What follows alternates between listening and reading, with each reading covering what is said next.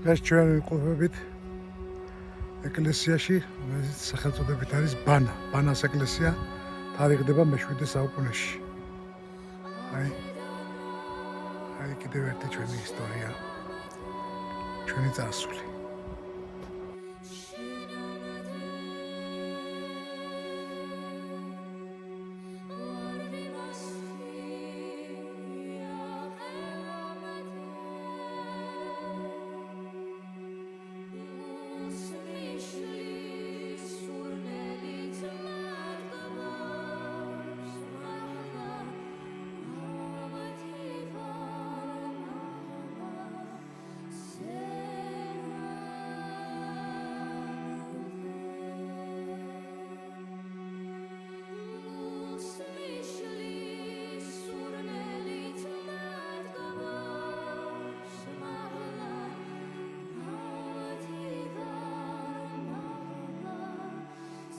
ჩვენ დასვით ბანის ეკლესიაში, რომელიც ჯერ კიდევ ბაგრატ მეოთხის დროსაც კი მოიხსენიება და აი ამ ეკლესიაში ბაგრატ მეოთხესა და ელენას დაუწერიათ ჯვარს.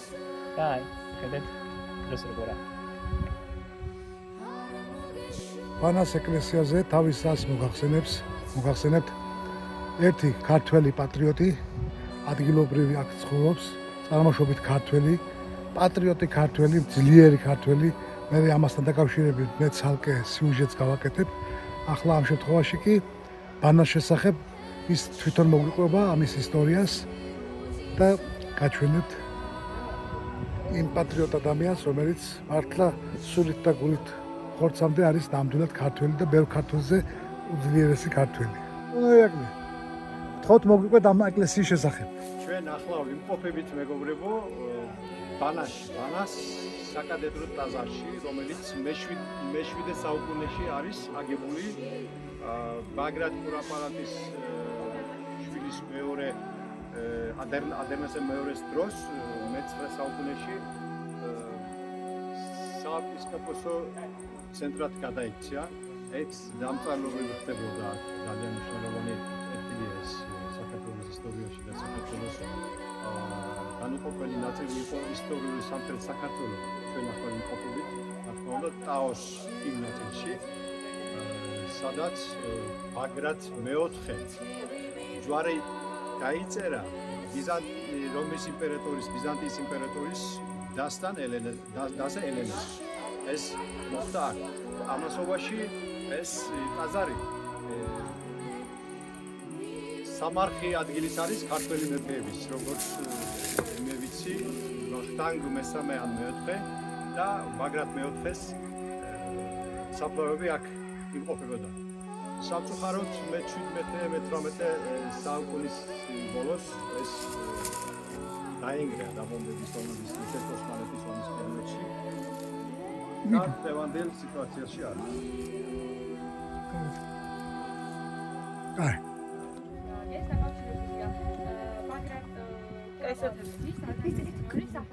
თავდაპირველად ტაძარი არ იყო საეპისკოპოსო და შემდგომ უკვე ადარნასემ აქ ფიზიკე მადერის თავისუფლად ანებოდა საეპისკოპოსო, სწორედ პირველი ფიზიკე მადერი მისთან დაკავშირებული სხვადასხვა მნიშვნელოვანი ხელნაწერები შექმნა. ასევე ამ დროს როდესაც გადაიწყო, სწორედ აქედან დამიდიო, მაგრამ მისი საფლავის სისტემის ყოფილი არ იყო.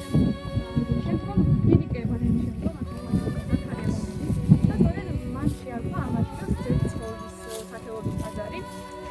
ასევე მის სახელთან დაკავშირებული უმრავი მნიშვნელოვანი საეკლესიო ხელნაწერის თარიღაც გამოტანა ბერძნულზე და ასევე შექმნა.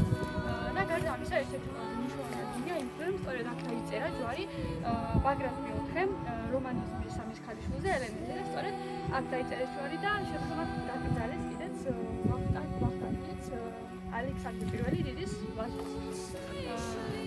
კიდე არის მე-7 საუკუნეში აგებული ეს, თუმცა ექვთიმე თაყაიშვილი ათარიღებდა მე-9 საუკუნეს.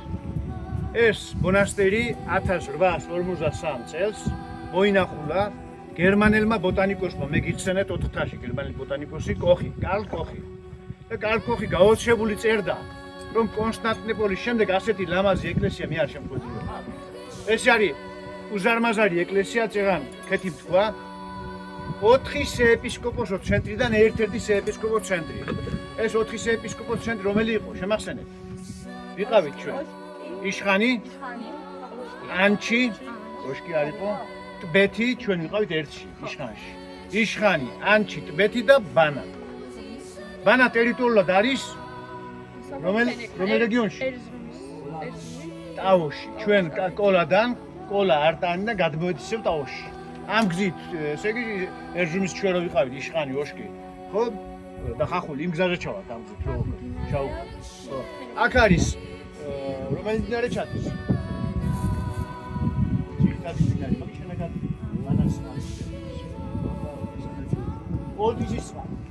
ოლდიშის სხვაც იქეთ არის, როგორც გითხარით, მიერთაო, აქეთ არის ამიერთაო. ხო?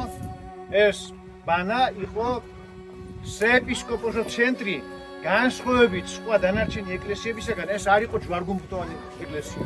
ერთადერთი მრგვალი ეკლესია, ულამაზესი ეკლესია, რომლის გარშემოწერილობა იყო 40 მეტრი, ხოლო სიმაღლე გუმბათისა იყო 30 მეტრი.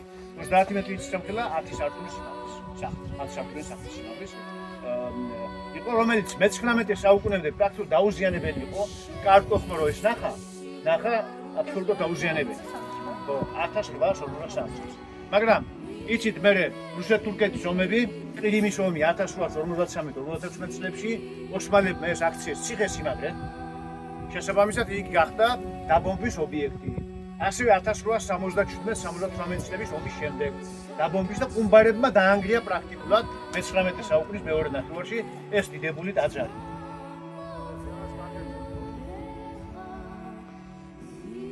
კი